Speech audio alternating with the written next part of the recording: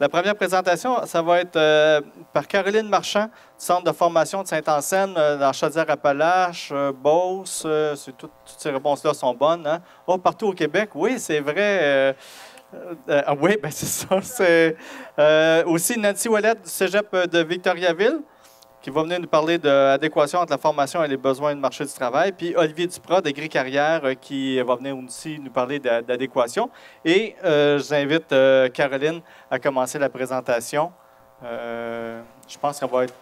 Il y a des... je pense qu'il y a une vidéo, tout ça. Fait que ça va être mieux. Es-tu familière avec le... Je suis assez familière. Oh, oui, hein? Je suis quand même familière. Parfait. Fait que je pense que ça va très bien aller. Je suis pas loin s'il y a quelque chose. Je suis paniquée, là. Ouais, ça va bien aller. Alors, bonjour, vous m'entendez bien? M'entendez-vous trop? Parce que des fois, j'ai tendance à hurler un peu.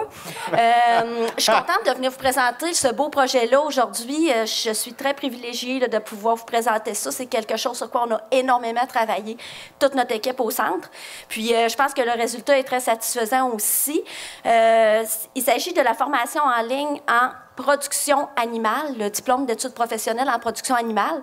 Au centre, on a 3 programmes. On a la mécanique agricole, on a la production de sirop d'érable, la production acéricole, puis on a la production animale. Auparavant, je vais repasser ça. Okay. Auparavant, on avait plusieurs programmes séparés. Autrement dit, on avait un programme en production laitière, un en production bovine, un en production porcine. Puis le ministère a fusionné ça il y a quelques années pour permettre de créer des cohortes dans certaines écoles qui n'avaient pas le nombre suffisant d'élèves pour pouvoir partir les programmes avec les productions séparées. Par contre, nous autres, au Centre de formation agricole à Saint-Anselme, on est chanceux, on avait quand même un bon volume d'élèves, puis ça nous permet de quand même les garder chacun dans leur production. Puis, avec la formule individualisée dont je vais parler un peu aussi, ça nous permet là, de les former vraiment dans leur domaine, à eux autres, leur domaine de leur choix.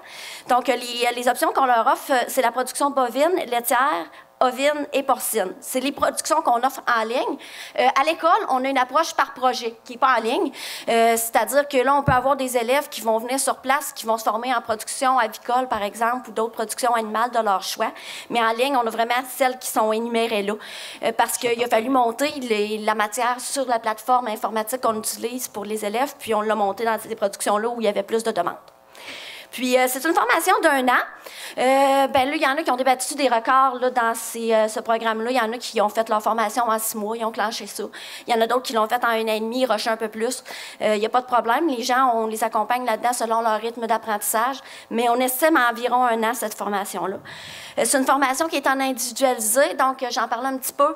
C'est-à-dire que chaque élève avance à son rythme, puis commence au moment de son choix. Fait qu'autrement dit, si j'ai un ami qui m'appelle puis qui me dit « Hey, moi, Caro, je commencerai là, demain matin, moi, je serais prêt à commencer ma formation, là, ça me pogne, là, tu sais. » Bien, pas de problème, mon chum, on t'inscrit, puis on te fait commencer la semaine prochaine. C'est comme ça que ça fonctionne, l'entrée en tout temps avec la formule individualisée. Puis à ce moment-là, ben nous autres, on les forme, là, on les prend, puis on les entre dans les compétences où ils peuvent débuter selon la saison aussi. Donc, ça, c'est très convivial aussi pour les gens. Ça leur permet vraiment de commencer quand ils veulent, selon où ils sont rendus dans leur vie. On a l'alternance travail-études, évidemment. Au DEP, ça, c'est bien important.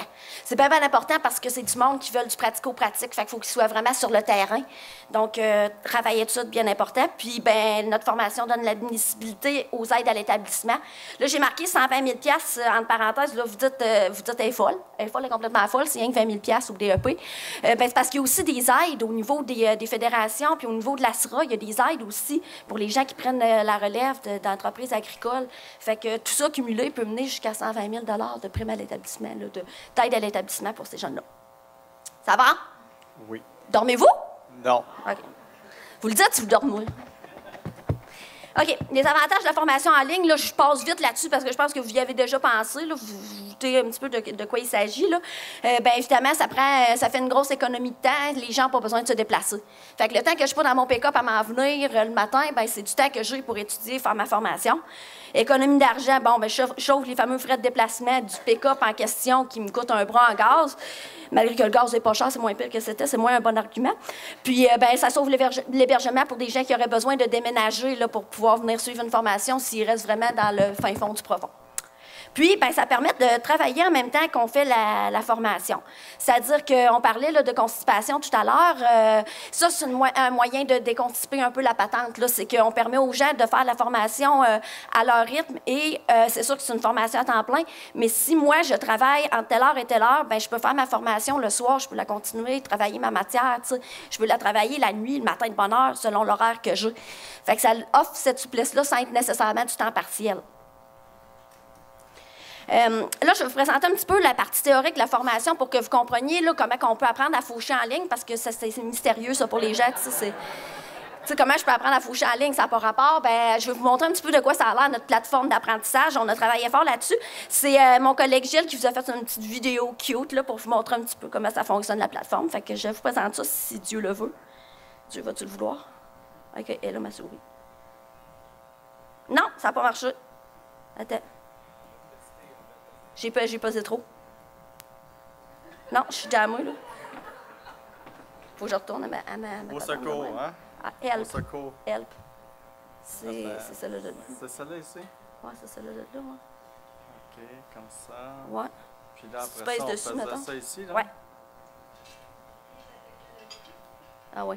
Voici un exemple de cours sur la plateforme TIC-FP. Ce cours-ci porte sur l'alimentation des animaux en production porcine. Pour passer d'une section et d'une page à l'autre, l'élève n'a qu'à utiliser le petit ascenseur qui est situé ici. Lorsqu'il arrive à une section, la section est identifiée, elle porte un terme, comme par exemple ici, ajuster les systèmes de distribution des aliments. Pour ouvrir une page en particulier, l'élève n'a qu'à cliquer dessus, comme de cette façon-là. Donc, cette page-là porte sur la calibration des doseurs à mouler. L'élève voit en premier lieu différents modèles de doseurs qu'on retrouve sur le marché. L'aménagement sur les fermes, à quoi ça ressemble. On lui explique par la suite comment procéder pour calibrer le doseur, ainsi que le petit calcul qui lui permet de savoir à quel chiffre ajuster le doseur pour que la truie puisse recevoir la quantité de moulée désirée à chaque repas. Et la page se termine par une petite démonstration vidéo qu'il peut ouvrir de cette façon-ci, de façon à bien visualiser comment calibrer le doseur. La calibration d'un doseur à mouler. Les doseurs à mouler sont volumétriques, ce qui signifie qu'ils sont gradués en litres et non. Donc, je l'arrête pour ne pas prendre plus de temps. Mais la vidéo n'est pas longue. Les petites vidéos durent environ 2-3 minutes, dépendamment des sujets. Alors, quand l'élève est prêt à passer à une page suivante, il clique dessus, comme par exemple celle-ci porte sur l'ajustement des trémies sèches. On présente en premier lieu, on explique c'est quoi des trémies sèches, on en présente des exemples. On explique à l'élève combien de porcs peuvent être alimentés par trou de trémie. On lui montre différents principes d'ajustement qui sont retrouvés sur le marché, dépendamment des fabricants. On lui montre aussi des photos de trémies bien ajustées, d'autres qui sont trop ouvertes ou encore trop fermées. Il peut finalement voir un petit vidéo pour s'assurer qu'il a bien compris comment procéder à l'ajustement d'une trémie sèche. Le mécanisme d'ajustement des trémies sèches diffère d'un fabricant à l'autre, mais le principe demeure le même. C'est parfois une manivelle que l'on tourne, ou comme dans ce cas-ci, une manette que l'on déplace d'un trou à l'autre. La manette... Donc encore là, je vais l'arrêter pour ne pas prendre plus de temps, mais c'est un petit vidéo qui explique comment procéder à l'ajustement des trémies.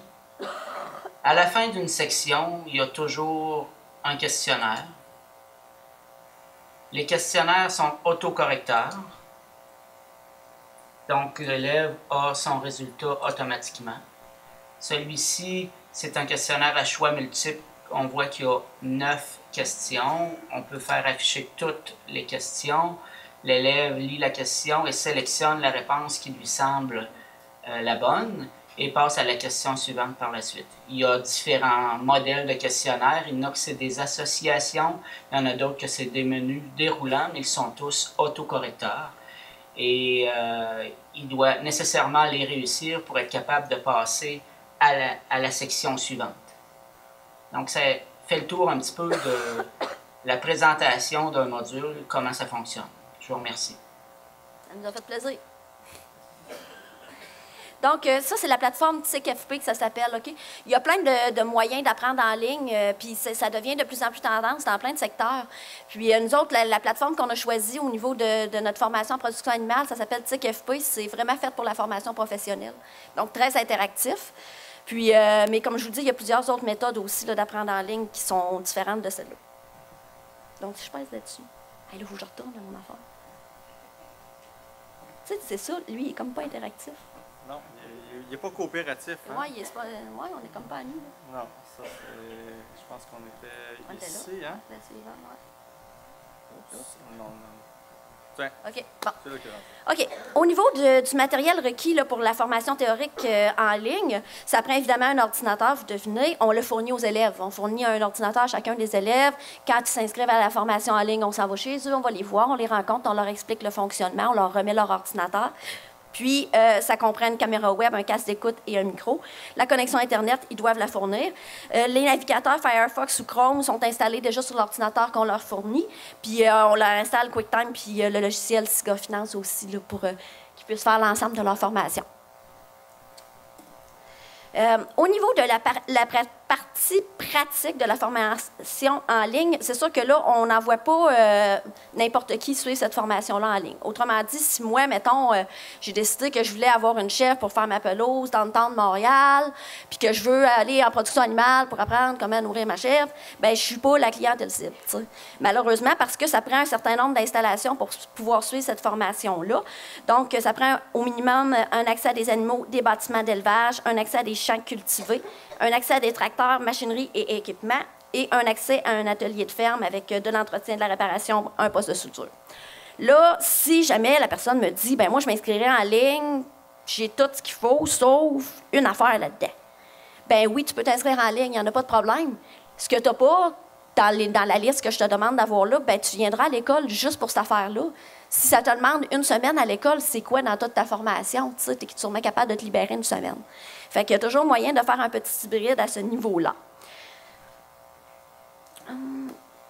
Au niveau des évaluations et des suivis pédagogiques, là, on se dit, bien là, c'est une formation de niveau professionnel. C'est des gens que, des fois, ils ont peut-être... ils rushent un peu à l'école. Pas nécessairement, mais il y en a des fois qui peuvent rusher à l'école. On les laisse aller un peu avec de l'autodiscipline, tout seul à la maison. Ils s'organisent, ils sont un peu laissés à eux-mêmes. C'est pas du tout le cas. Puis je pense que le suivi aussi, c'est l'honneur de la guerre pour faire diplômer ces gens-là aussi. Donc, on leur donne accès en tout temps au contenu de la formation via la plateforme que je vous ai montrée tout à l'heure. Les enseignants sont disponibles par caméra web sur les heures aussi de classe normale. Donc, les élèves peuvent prendre rendez-vous avec les enseignants sans problème. Les évaluations théoriques se font en ligne. Fait que là, on a Gilberte, qui est notre responsable de la surveillance d'examen, qui se branche avec des écouteurs, puis qui rouvre son ordi, qui rouvre la webcam du gars, qui rouvre la sienne, puis qui surveille le gars qui est en train de faire son examen chez eux. On leur demande de porter un chandail, c'est le minimum. On en a eu qui n'étaient pas habillés. Ça arrive. C'est quelques cas exceptionnels. Puis, il y en a un qui a fallu y répéter 2 fois. Fait que, au moins, c'est pas les filles, c'est rien que les gars. C'est moins pire. C'est sûr, c'est que nous autres, on fouille pas à nu nos élèves. Les évaluations pratiques se font chez l'élève ou dans son milieu de travail. Parce que tantôt, je vous disais qu'il y avait une grande liste de choses que ça prenait pour pouvoir faire cette formation-là. Puis on disait, crème, c'est absolument une fille ou un fils de producteur qu'il faut qu'il fasse ça. Non. Non. Si tu travailles sur une ferme et que le gars en question chez qui tu travailles, il accepte que tu prennes ses équipements pour faire ta pratique, nos problèmes sont là. Fait que nous autres, on va aller évaluer l'élève chez son milieu de travail ou chez lui, là, selon où il y a ses équipements là, pour sa formation. Au niveau des conditions d'admission à la formation en ligne, ben c'est sûr que nous autres, on n'est pas le ministère de l'Éducation, fait qu'on ne peut pas décider c'est quoi les conditions d'admission en formation professionnelle. C'est pas nous autres qui décident ça. Donc, c'est les mêmes conditions d'admission que pour la formation qui serait en classe en présentiel. Par contre, ben là, c'est ça, on doit leur expliquer quand ils s'inscrivent que ça leur prend là, une implication dans une entreprise agricole s'ils veulent réussir cette formation-là, puis avoir de l'agrément à la faire aussi. Cette formation en ligne-là n'exclut pas le fait qu'on a encore des élèves à l'école. Je ne vous cacherai pas que cette année, on n'a pas démarré de cohorte dans la formule traditionnelle en classe assis là, de 8,5 à 4,5. On n'avait pas assez de gens pour démarrer cette formation-là. On n'a que des gens individualisés. qui sont à l'école. On a des gens en ligne, en ce moment, on en a à peu près une 50aine qui sont inscrits en ligne pour la formation en production animale. On en a partout au Québec, sauf dans les régions un petit peu plus éloignées, parce que l'évaluation de tout ça, c'est nos profs qui sont situés à Saint-Anselme qui la font. Fait qu'au niveau des déplacements, vu que c'est la première année, on s'est limité aux régions plus centrales. Qu'est-ce que je peux vous dire donc là-dessus? C'est ça, grosso modo, pour les conditions d'admission. Pour vous informer, pour vous inscrire, avoir de l'information là-dessus, c'est mon ami Normand. Puis Normand, lui, il m'aime pas tant que ça parce que j'y donne bien d'ouvrages. Je fais la promotion de sa formation, mais j'ai dit, Normand, il faut que ça sonne dans ton bureau. T'sais. Fait que l'objectif, c'est que les gens s'informent auprès de lui s'ils ont des questions. Peut-être que c'est pas une formule qui les intéresse, peut-être que ça peut intéresser quelqu'un qui connaisse, mais n'hésitez pas à l'appeler. Sinon, il va s'endormir, puis on ne veut pas qu'il s'endorme. Donc, c'est Normand Bissonnette qui s'occupe de ça chez nous. Puis, ben là, je serais rendue à peut-être si vous avez des petites questions ou si on a le temps d'en avoir. On va avoir... Oui, tu es super dans ton temps, c'est super. Mais je vais passer les 3 intervenants, puis on va prendre des questions par la suite pour les 3 intervenants. Super intéressant. Mais j'espère que M. Bélanger, ça commence à décongestionner.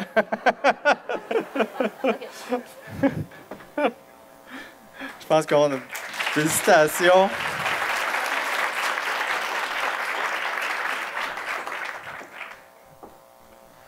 Nancy, téléprésence en formation agricole. Alors, je te laisse le micro et je suis pas loin s'il y a des bugs. Oui, c'est beau. D'accord.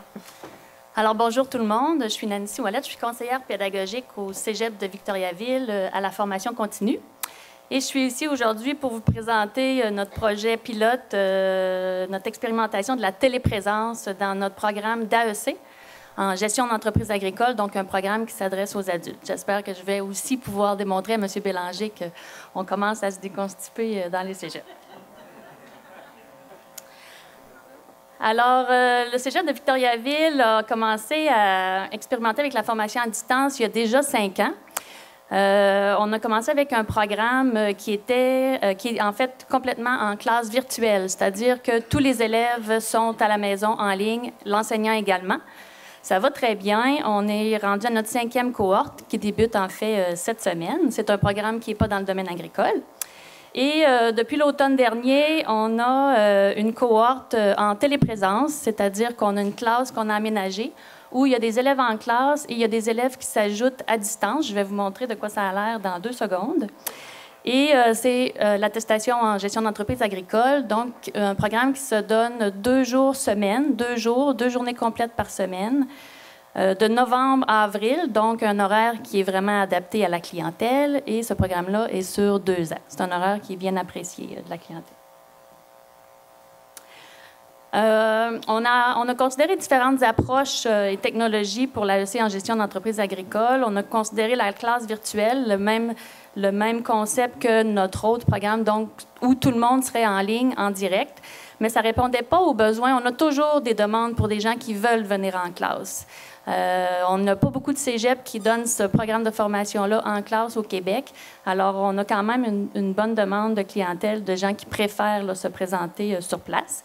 On a considéré la visioconférence, qui est un système qui est installé dans un collège ou dans un établissement et qui doit communiquer avec un autre système compatible. Donc, on aurait des élèves à l'école, dans la salle de visioconférence. On pourrait réunir des élèves dans d'autres régions, dans d'autres cégeps qui ont le même système. On trouvait que ça amenait beaucoup de contraintes, particulièrement au niveau de la disponibilité des systèmes dans les autres collèges. Il y a des coûts rattachés à ça et ça occasionne de toute façon un déplacement pour une grande partie de la clientèle qui ne serait pas nécessairement à proximité de ces cégeps-là. On a considéré la téléprésence, donc c'est ce que je vais vous présenter aujourd'hui, où on a des élèves qui s'ajoutent par Internet simplement de chez eux. Ils s'ajoutent à la salle de classe. Et on a considéré une formule hybride, synchrone-asynchrone, donc un peu comme le programme qu'on vient de vous présenter, où il y aurait des modules qui seraient préenregistrés ou préparés, qui pourraient être pris là, au moment où l'étudiant le souhaite. On n'est pas encore rendu là, ça prend quand même des ressources pour développer ces modules-là. Donc là, on est en téléprésence présentement. Alors, voici à quoi ressemble la classe de téléprésence. Il y a plusieurs façons d'installer des équipements pour ça. Nous, on a choisi une méthode qu'on trouvait qui intégrait le mieux les élèves à distance. On voulait que les élèves à distance aient vraiment l'impression de faire partie intégrante de la classe et que ces élèves-là soient vraiment parmi le groupe, que l'enseignant les voit, qu'ils soient toujours dans son champ de vision. Donc, les élèves à distance sont projetés sur le mur arrière de la classe, sur un grand écran, sont presque grandeur nature, en fait. Il y a des micros, évidemment, haut-parleurs là, qui permettent aux étudiants à distance de capter tout ce qui se dit dans la classe. L'enseignant a son propre micro pour que sa voix ait toujours priorité. Les étudiants peuvent, eux, ouvrir leur micro pour poser des questions, etc. Ils peuvent se manifester soit simplement en levant la main, parce qu'on les voit autant que les élèves en classe, ou ils peuvent aussi activer un signal sonore là, pour demander la parole. De l'autre côté de la classe, on a un tableau électronique qui est très important. C'est le support pour l'enseignant. Il peut avoir son PowerPoint, ses vidéos YouTube ou peu importe qu'est-ce qu'il a besoin pour enseigner. Et le contenu du tableau est envoyé aux élèves à distance par Internet et non pas par le biais de la caméra. Donc, ça arrive à l'étudiant à distance très clair. L'enseignant s'en sert également pour écrire comme sur un tableau blanc avec des crayons feutres, mais là, il écrit avec un crayon électronique sur ce tableau-là et l'étudiant à distance peut voir très clairement sur son écran qu'est-ce qui se passe. Alors maintenant, que voit l'élève à distance? C'est présenté ici. On est dans une plateforme Internet. Son écran est divisé en différentes zones et l'élève a la possibilité d'agrandir ou de modifier là, la dimension de chacune des zones selon les activités qui se passent en classe. Au centre, on a ce qui est justement projeté sur le tableau blanc électronique de la classe qui lui apparaît.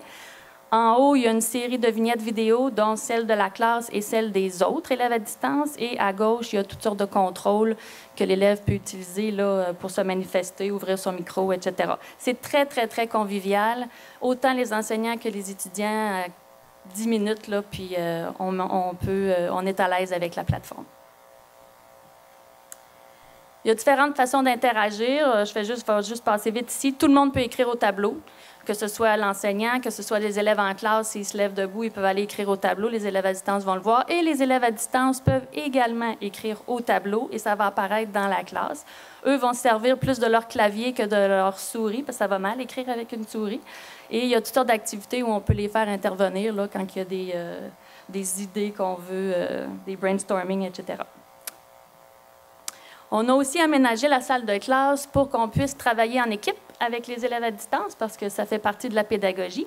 Là, vous ne voyez peut-être pas dans le coin en bas à gauche, là, mais il y a 3 coins de la classe où on a installé des stations de travail avec des téléviseurs, des systèmes audio-vidéo, où on peut transférer les élèves à distance un par coin ou tout le monde dans un coin, ou peu importe, là, toutes les combinaisons sont possibles.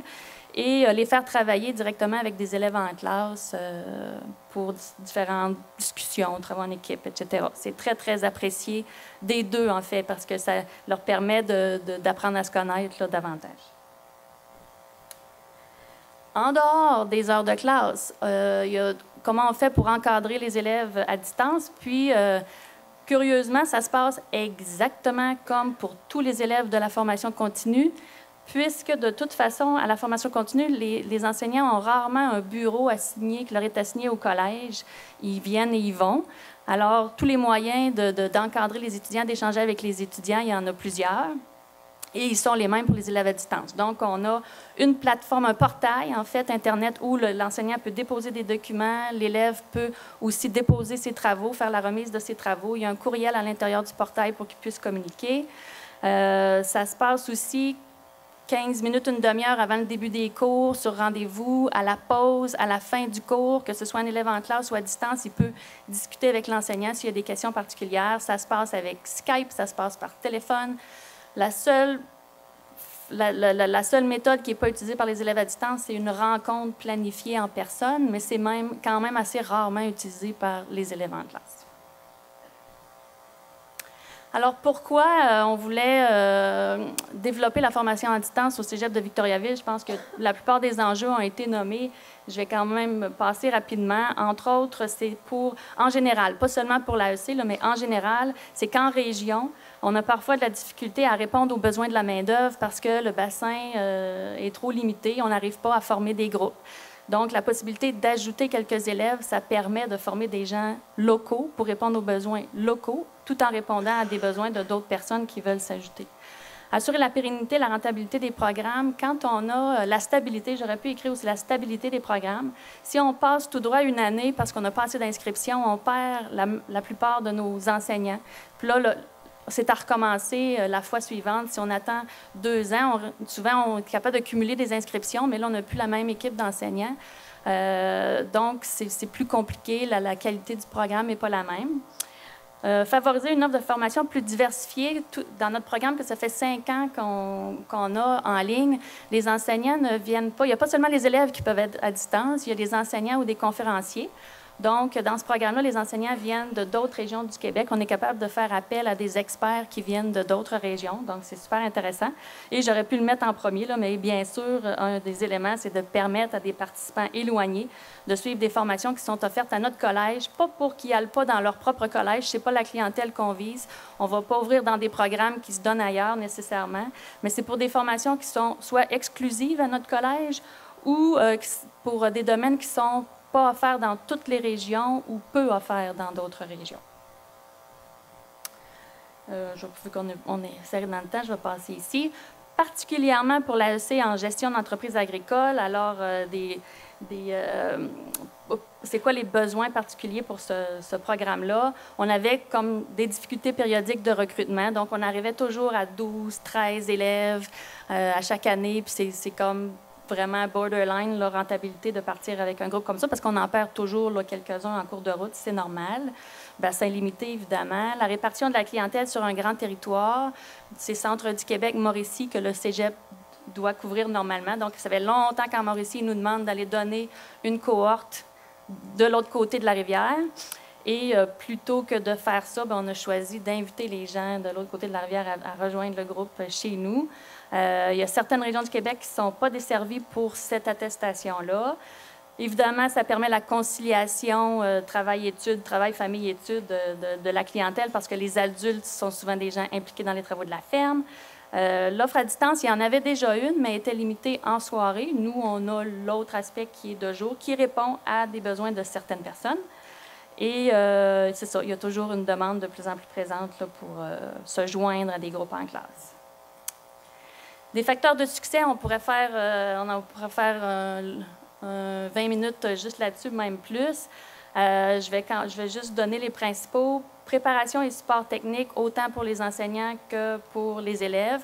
La plateforme est hyper conviviale. Ce qu'on a fait, c'est qu'on a permis aux enseignants de l'utiliser sans élèves à distance dans la cohorte précédente. Donc, déjà, ils étaient familiers avec la plateforme. Ils l'adorent d'ailleurs. Même quand ils n'ont pas d'élèves à distance, ils veulent l'utiliser.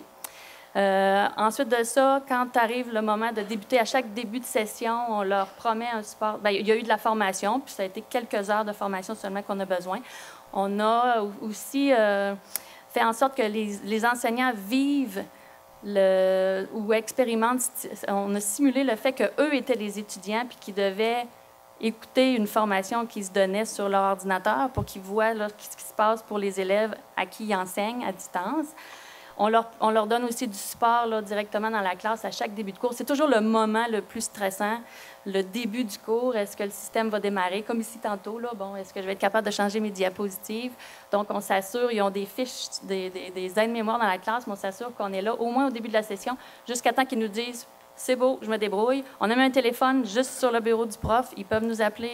Ils ont 5 numéros de téléphone qu'ils peuvent appeler, que ce soit nous ou le fournisseur de la plateforme. Il y a du support technique partout. On est bien encadré de ce côté-là. Adaptation pédagogique. Curieusement, une formation en téléprésence, ça demande moins d'adaptation qu'une formation en classe virtuelle où tout le monde est en ligne. En classe virtuelle, c'est beaucoup plus statique.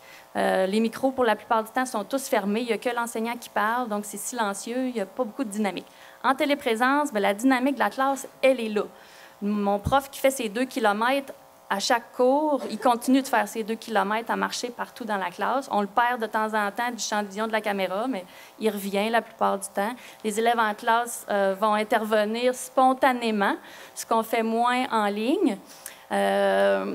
Donc, la dynamique est là. Ce qu'il faut faire attention, c'est tous les petits détails. Le prof, il ne faut pas qu'il arrive dans la classe avec des feuilles à distribuer, alors que les élèves à distance, eux autres, ils les auront pas. Donc, il faut tout prévoir ça d'avance. Et il faut s'assurer d'intégrer les élèves à distance. Puis ça, bien, ça se fait de différentes façons, les travaux en équipe. On va solliciter l'opinion d'un élève à distance parce qu'il y en a qui hésitent à ouvrir leur micro. On a une activité d'accueil. On demande à ceux qui peuvent se déplacer parce qu'il y en a qui sont vraiment trop loin. Mais les autres, de temps en temps, on les fait venir à l'école pour qu'ils puissent échanger avec le groupe. Et il faut faire attention aussi de ne pas brimer les élèves qui sont en classe parce que si on fait tous les ajustements techniques, pour eux, ils ne voient pas nécessairement la valeur ajoutée d'avoir ces gens-là puis toute la technologie autour. Donc, il faut s'assurer que les problèmes techniques, on règle ça en dehors des heures de cours. Puis là, bien, tout le monde y trouve son compte, finalement.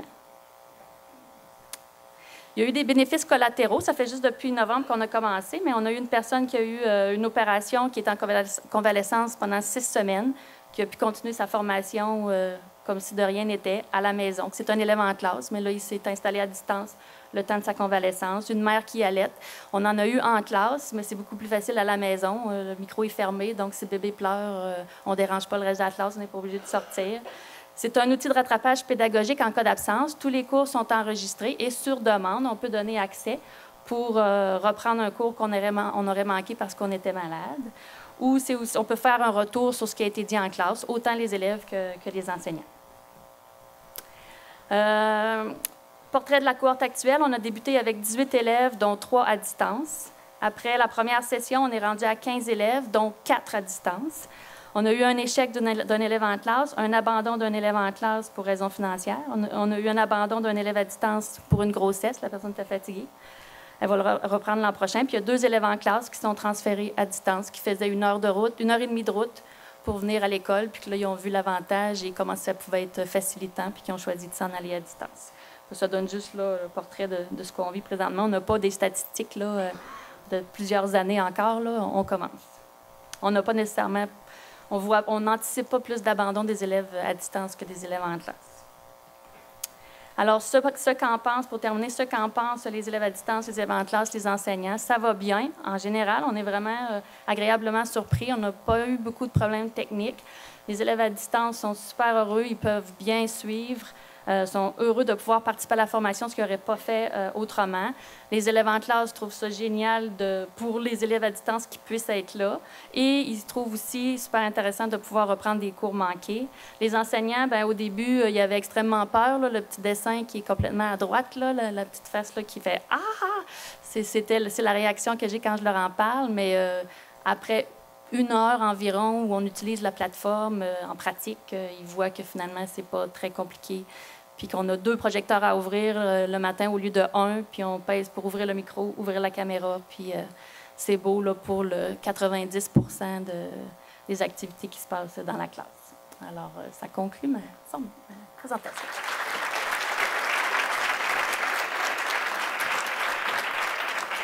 Super, merci beaucoup. Très intéressant. Alors, M. Bélanger, Luc, j'espère que tu as bien suivi. Là, pour quand même, il se passe pas mal de choses au niveau... Hein? Tu n'as pas dormi? Il y avait un petit bonhomme, par exemple, dans la présentation, il y avait un petit bonhomme qui dormait.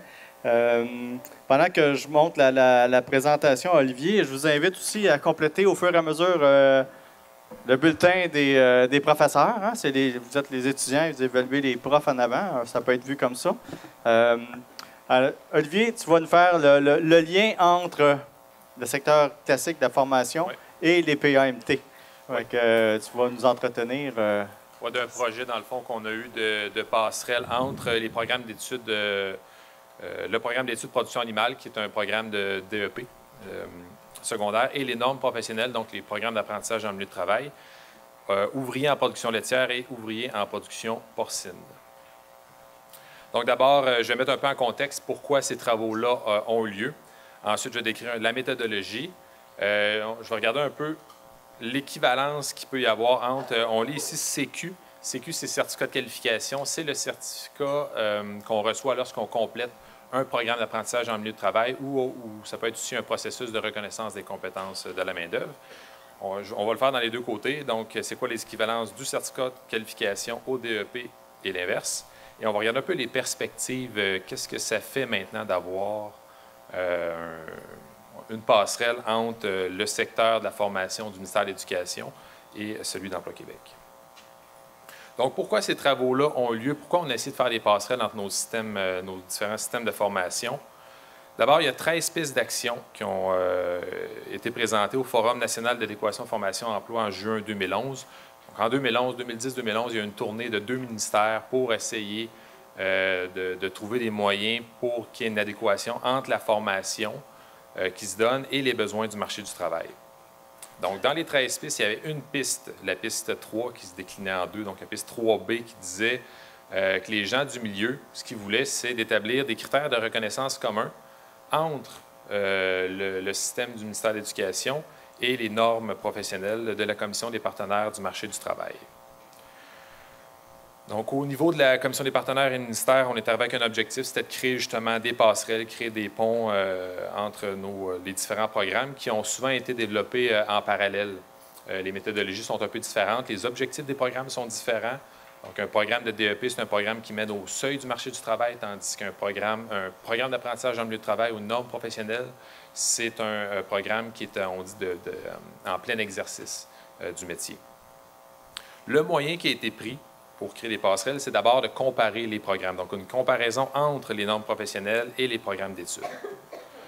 Il y a 6 DEP qui ont été, programmes d'études du niveau DEP qui ont été analysés à 7 normes.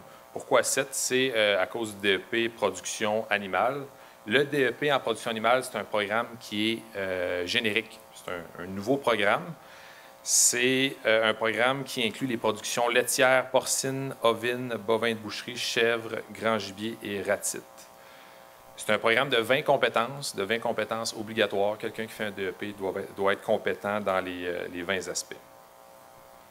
Du côté des normes professionnelles qui ont été développées par Agricarrière, c'est des normes spécifiques à des productions. Donc, on a ouvrier en production porcine et ouvrier en production laitière. En production porcine, on a 6 compétences qui sont essentielles, que tout le monde c'est 4 compétences essentielles en production porcine et 5 complémentaires. Donc, les 4 essentielles, tout le monde doit les posséder. Les 5 compétences complémentaires sont notées sur une attestation, mais pour avoir le certificat de qualification, ce n'est pas nécessairement obligatoire.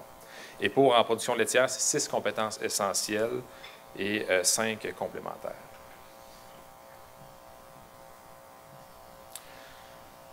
Donc, la méthodologie pour les travaux, c'est une comparaison qui a été faite textuelle entre le programme d'études et les normes professionnelles.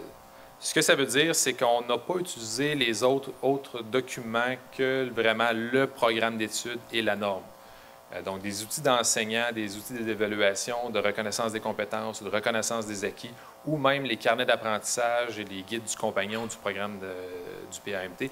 Ça a été laissé de côté. Ça a été utilisé seulement pour expliquer les textes qu'on voyait.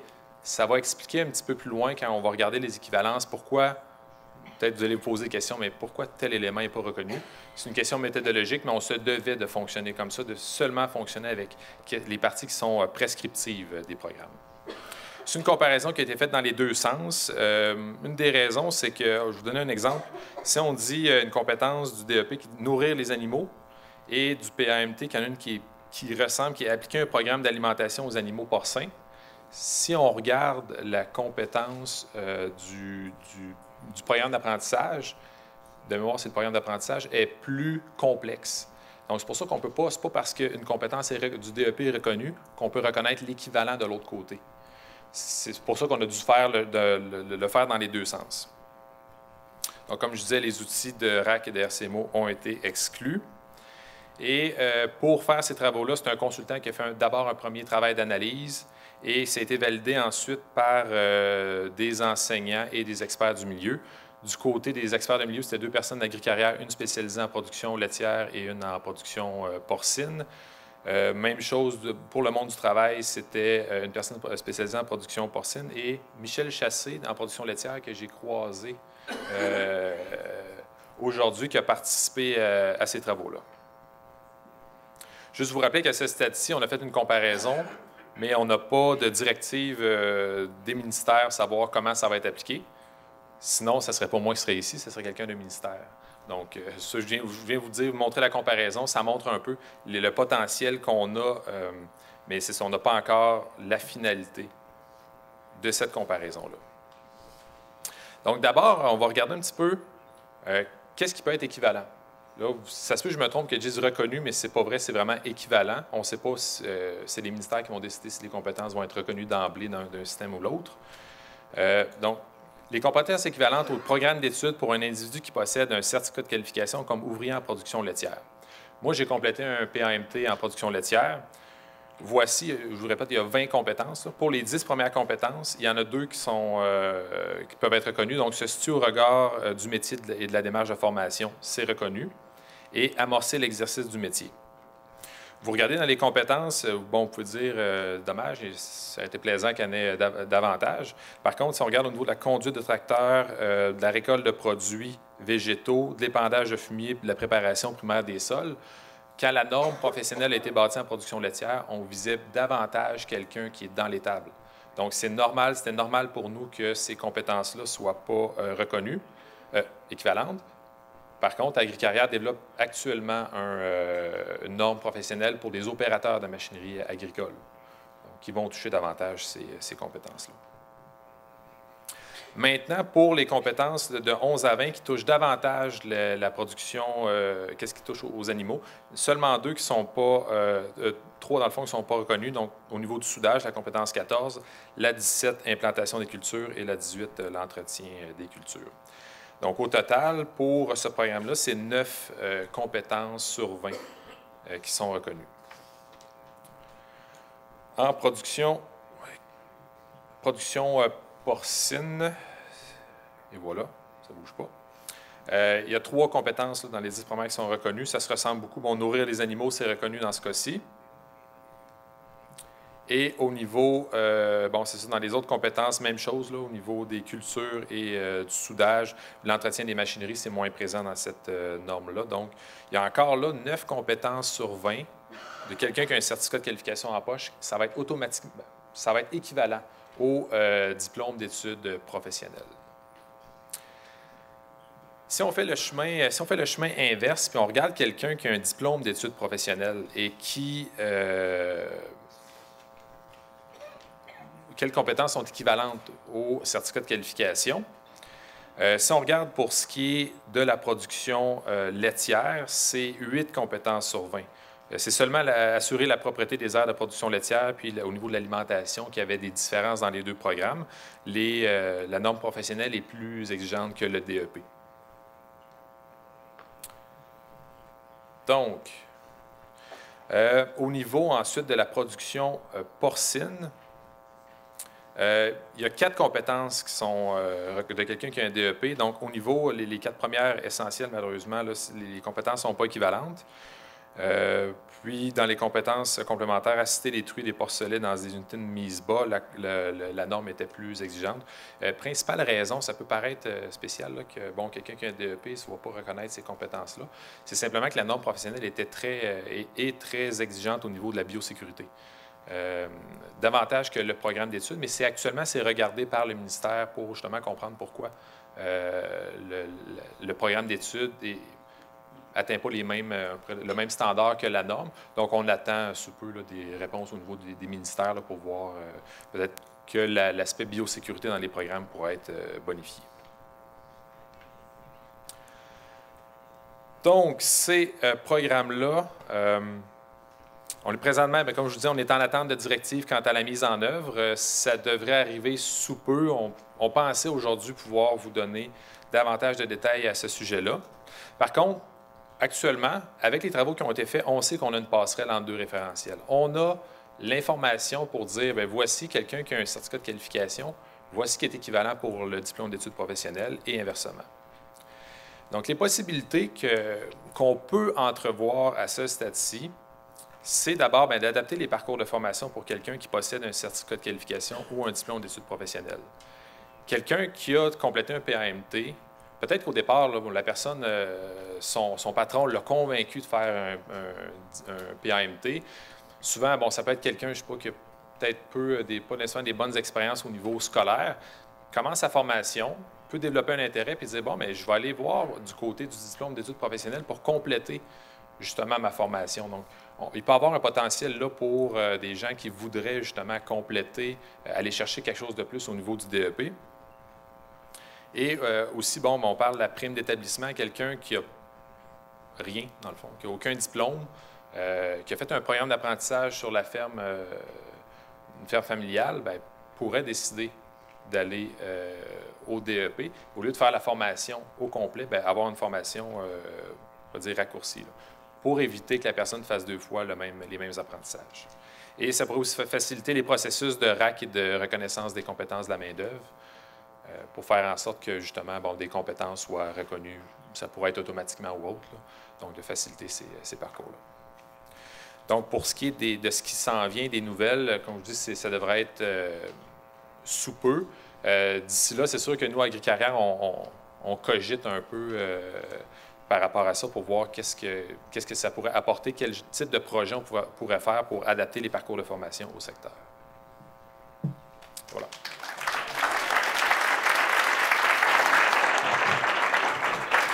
Merci. Donc, on peut résumer que le milieu est prêt puis on attend après le ministère. Ah, c'est une question de Ça...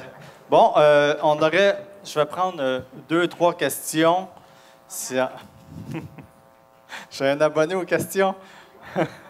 Mario? OK, je vais aller... tiens, je vais commencer par Diane. Mario, tu vois, tu ne peux pas commencer à rendre de questions à toutes les shots, hein? Ouais. On a commencé en retard la journée aussi. Diane Lacroix, je suis directrice à l'UPA Estrie. Olivier, est-ce que tu es au courant, les PAMT, est-ce que c'est seulement pour des entreprises qui sont en compagnie ou des entreprises qui peuvent faire 100 000 $ de revenus? Les programmes d'apprentissage sont disponibles pour l'ensemble des entreprises. Les modalités pour le crédit d'impôt sont différentes selon que c'est une entreprise, une compagnie ou une entreprise, un particulier en affaires. Donc, un particulier, c'est pas bien payant. Fait que peut-être qu'on pourrait réfléchir à ça. Mme Bourassa, c'est encore ici, parce qu'il faudrait peut-être que ce soit attrayant aussi pour les petites entreprises de faire le PAMT. Pas juste comme ce soit une dépense pour l'entrepreneur, mais bien un crédit aussi. On trouvera la formule au niveau des impôts. Merci, je reconnais ton sens pratique, Diane. Mario, après ça, je vais aller voir. Oui, moi, c'est concernant l'offre d'AEC. Vu que c'est au collégial, j'ai trouvé ça très pertinent. Je voulais juste aussi peut-être souligner à M. Bélanger tout à l'heure concernant la constipation des cégeps. Je pense qu'en agriculture, ce n'est pas le cas. C'est ça que j'ai peut-être pas eu le temps d'expliquer tout à l'heure, parce que des offres d'adaptation de formules en agriculture, là, il n'y en a pas à peu près. Et le problème, il a été soulevé peut-être au début, c'est un problème de recrutement. Puis là, on est comme en train de l'occulter un petit peu, là, parce que la réalité en agriculture, c'est qu'il y a beaucoup de la clientèle qui vient en formation provient des fermes familiales. Et actuellement, compte tenu qu'il y a une pénurie de main-d'œuvre, il y a une pression énorme sur la relève ou les gens qui sont de la famille pour terminer le plus rapidement possible.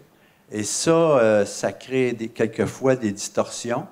Nous autres ici, au Cégep Lévis-Lauzon, on est plus en formation initiale, donc c'est sûr que c'est un cheminement de 3 ans. Puis comme Madame du Cégep de Victo l'a dit, il y a de la demande pour de la formation en classe. Et là-dessus, des fois, on a des témoignages un peu poignants d'étudiants qui affirment qu'ils sont obligés comme de mentir un peu à leurs parents pour dire qu'ils ont des travaux à faire jusqu'à 6 heures parce qu'à la maison, il n'y aurait pas le temps de les faire, les travaux. Donc, ça, c'est une autre chose. Concernant le recrutement, nous autres, on est dans un bassin de capital national. Du recrutement, il y en a. Il y a des gens qui sont intéressés par l'agriculture. Mais là, l'autre chose qu'il ne faut pas occulter, quand ils arrivent en agriculture, oui, il y a des technologies.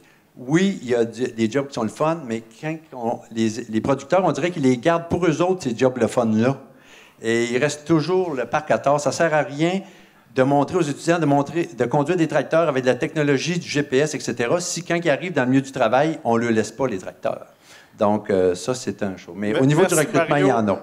Alors, je comprends que c'est plus un commentaire qu'une question à nos conférenciers. Bon, puis il y a la période de dîner aussi qui va se poursuivre. Bon, très bien. Ma question, c'est au niveau du secondaire et du collégial, même à l'universitaire peut-être, est-ce que vous êtes en compétition, chacun des établissements, ou vous travaillez ensemble? Parce que j'imagine tout ça, ça demande des investissements fantastiques. Mais est-ce que, comme Lévis travaille avec Victo, est-ce que vous mettez les meilleurs experts ensemble ou vous êtes tous en compétition? Olivier, réponds donc. Ben, pour vous donner une réponse assez claire, là, j'ai embarqué Mario pour m'en venir tantôt dans la van de l'école, fait qu'on n'est pas tant en compétition. Est-ce qu'on se partage la clientèle? Je dirais, en développant des formules un peu spéciales comme celles qu'on développe là, on finit par couvrir un marché puis prendre chacun notre créneau. Puis on finit par être plus complémentaires que compétiteurs.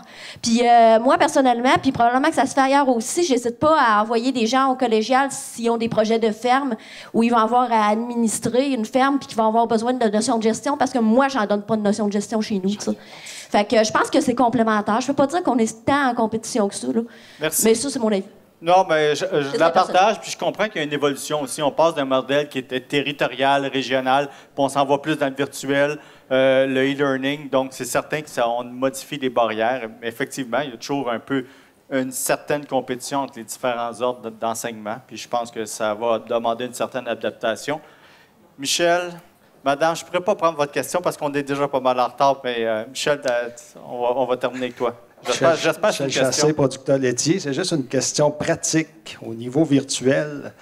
Je sais que le DEP, le DEP en production laitière à Nicolet, j'ai servi un peu comme ferme type là, pour apprendre la traite des vaches. Comment, au niveau virtuel, le jeune peut être évalué sur la traite, sa méthode, sa façon de faire, s'il n'y a pas un prof ou s'il n'y a pas un maître de stage. Là, puis une vache, évidemment. Bien, c'est ça, comme je disais tantôt, c'est de l'alternance travail-études, donc ils sont 50 du temps en stage. Donc, à partir de là, inévitablement, ils vont avoir quelqu'un qui va les superviser pour leur montrer la traite, par exemple. Puis, oui, les enseignants vont sur les fermes pour superviser les élèves. Ils partent là avec le... Puis là, ça, c'est tout qu'un chiard, parce que là, c'est qui va prendre la vanne de l'école pour y aller. Puis là, moi, j'ai une supervision, puis tout, puis tout. Puis c'est ça, on devient comme sur la route. T'sais, on avait à les évaluer à l'école individuellement, de toute façon. Fait qu'aller les évaluer chez eux, c'est le même principe, là. C'est vraiment faisable, là. Ça a l'air étonnant, là, mais ouais, il faut changer, il faut changer. Merci beaucoup. Alors, merci à nos trois invités de ce que vous nous avez fait découvrir.